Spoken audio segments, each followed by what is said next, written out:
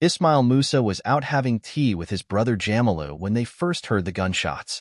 Musa ran to hide under a table but was hit by a bullet fired to disperse protesters in northern Nigeria's Kano state. The 23-year-old barely made it halfway to the hospital. All he said was, "Mama," Musa's sister said, her voice weak from crying. Musa was among the 22 who were killed during protests against hunger and bad governance in Nigeria, according to Amnesty International's Nigeria office. Nigerian security forces said they used appropriate measures to quell violence during the protests and only admitted killing one protester, a teenager who the Nigerian army said was killed by a warning shot.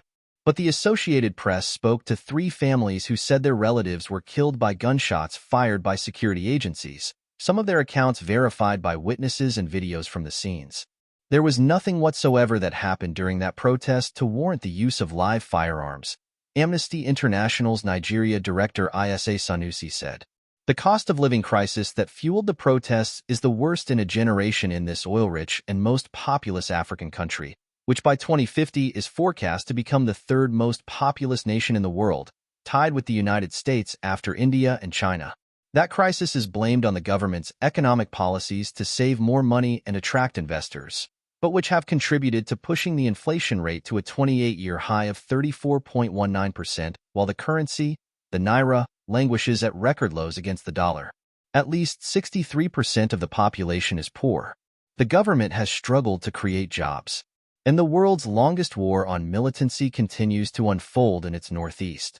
Despite its oil wealth, Nigeria's population of more than 210 million people are also among the world's hungriest, accounting for 10% of the global burden, according to the UN Food Agency. Still, its politicians, often accused of corruption, are among the best paid in Africa. Nigerian security forces are known to use excessive force to respond to protests, often leading to loss of lives. And this time was no different, said Anayati Awang, a Nigerian researcher with Human Rights Watch. The threats that emerged during the latest protests did not require that level of response from the police, she said. While most of the victims were shot in city centers where the rallies were concentrated, some were in more remote areas where the hardship they were marching against is more pronounced. It was in one of such communities, Rajiyar Limo in Kano State's Fagi Council area, that Bashir Muhammad Lawan was protesting alongside other youths before he was hit by the bullet that killed him, his family said. It was time for the Muslim afternoon prayers, and an attempt to disperse the protesters resulted in a clash that culminated in gunfire, according to Khadija, his sister. They were only protesting but were labeled thugs, Khadija said in between sobs. So poor people have no right to demand their rights? We want justice for him. As Nigerians were planning for the protests, authorities feared they could be a replay of last month's chaotic tax hike rallies in Kenya that have also inspired the movement. While the police deployed thousands of officers on the roads, the military stationed trucks in the capital Abuja and threatened after the first day on August 1st that they would intervene to quell any violence. Even though protests in Nigeria usually start as peaceful, the army was itching to get a piece of the action right from the start, Confidence Machari with the Lagos-based SBM intelligence consultancy said.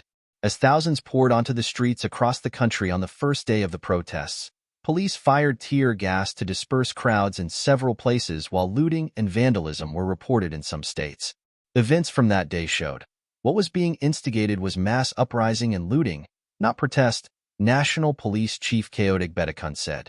He announced officers are being put on red alert, which would mean being directed to respond to an extreme level of threat. In the subsequent protests, more people were reported killed and at least 700 protesters were arrested. Even journalists were shot at in Abuja. What had been tagged 10 days of rage suddenly fizzed out by the 5th day amid the deadly security clampdown and after Nigerian President Bola Tinubu called for an end to the protests. By Wednesday this week, 22 protesters had been killed across 6 states, mostly by the police. Amnesty's director Sanusi said in an interview that cited accounts from witnesses and families in addition to the group's verification. Some who were hit by bullets were lucky to survive, but with serious injuries. Abubakar Aminu, 14, still has a stray bullet stuck in his back from the protests in Kano State's capital because the doctors said it is too deep into his body and can't be removed for at least 2 weeks, his mother Muhammad said. Carrying him to the hospital daily is frustrating, his mother said, But perhaps what is more frustrating for her is that she never wanted him to be out on the day of the protests. I cautioned him not to go out, but you know children nowadays, she said, worried about how long he would continue to live with the pain, his injury covered with bandages, yet so deep. Some of the victims died during clashes with the police, but some like Abbas Kabaru were killed close to home, away from the chaos. Kabert, 36, was standing in front of the family compound in Kaduna State's Rigasa community, watching the rallies with his siblings when he was hit by a bullet they said was fired by soldiers chasing protesters. For days on, the Nigerian military has yet to contact the family, his father Baba said. The Nigerian military did not immediately respond to an inquiry. It has only confirmed its soldiers killed one protester, a 16-year-old boy, shot dead by a warning shot after protesters attempted attacking some soldiers deployed to quell violence.